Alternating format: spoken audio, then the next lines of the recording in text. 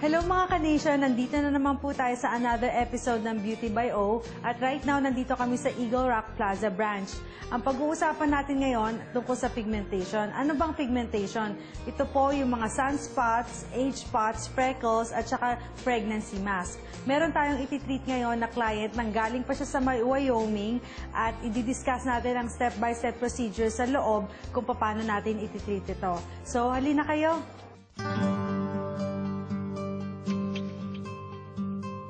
Right now, nandito tayo sa room with our client na si Miss Tess, and what she has yung mga pigmentation and brown spots sa face. So, tinanong ko siya kung kamusta, saan ba ito nanggaling. It was because she didn't put sunblock at an early age.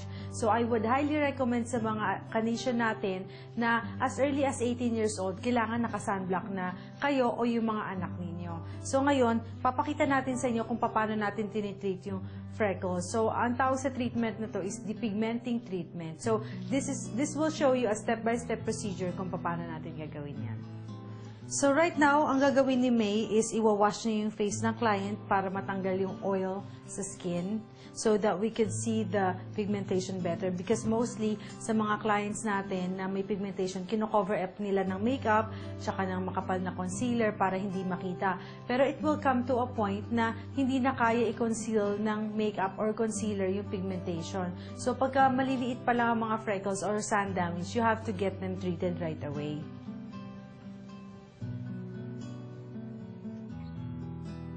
Now, we are removing all the excess cleanser and water on the client's skin para when we apply the medication, it's gonna penetrate more. So, right now we are prepping the skin for another step, which is the oil degreasing solution. We are just going to remove all the excess oil. The solution is made of a little bit of may konting alcohol, may konting ingredients na matatanggal talaga yung oil, especially sa mga clients na very, very oily ang skin. So, this would be a good preparation. This treatment is made up of melanin inhibitors. Ibig sabihin nun, may mga melanocytes, which is yung namumuong mga skin pigments. Ang ginagawa nito is ini-inhibit niya yung melanin production na lumabas sa surface. I would highly recommend na sa mga clients na lagi magsa-sunblock sa loob at sa labas ng bahay kasi radiation also pass through windows. So right now, ina-apply ni May yung depigmenting treatment na tinatawag. We leave this on for about 8 to 10 hours sa face ng client, so we send the client home with a medication. I highly recommend sa mga client na gusto magpa-treat ng pigmentation nila, wala na silang agenda or mga pupuntahan right after the treatment kasi lalabas sila na may mask yung face nila.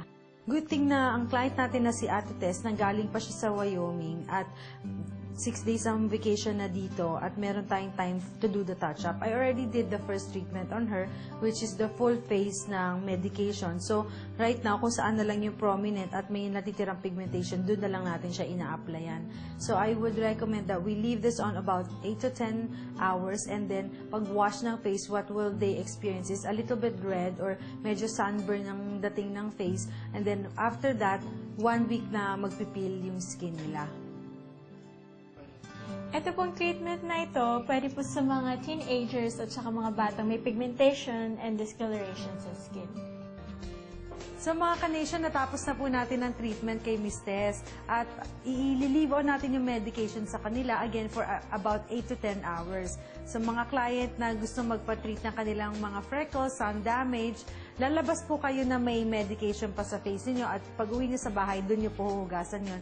And then for about a week, medyo magbabalat yung skin niyo para matanggal lahat ng mga uneven skin tone. Ate Tess, kamusta naman yung treatment? It feels so good. Nakatulog nga ako eh. Okay, that's good. So, kamusta yung mga friends niyo sa Wyoming? Okay, hi. Hello in Cheyenne. I will bring you here sa California to see Ollie. Alright, thank you po, tita. So, sa mga clients natin na may problema sa pigmentation, freckles, sun damage, or yung tinatawag na melasma, please come and visit us dito sa O Skincare. We have 2 branches. Ang address po sa Artesia is 17808 South Pioneer Boulevard, Suite 112, Artesia, California, 90701. At dito sa Eagle Rock Plaza Mall, 2700 Colorado Boulevard, Suite 103, Los Angeles, 90041. So, hope to see you here, mga Ka-Nation. And pag may question kayo, feel free to email me at oliviaquido, QUIDO, @hotmail.com. Maraming salamat. Until next time. And remember, Only O touches my skin. Bye. okay, bye, Ka-Nation!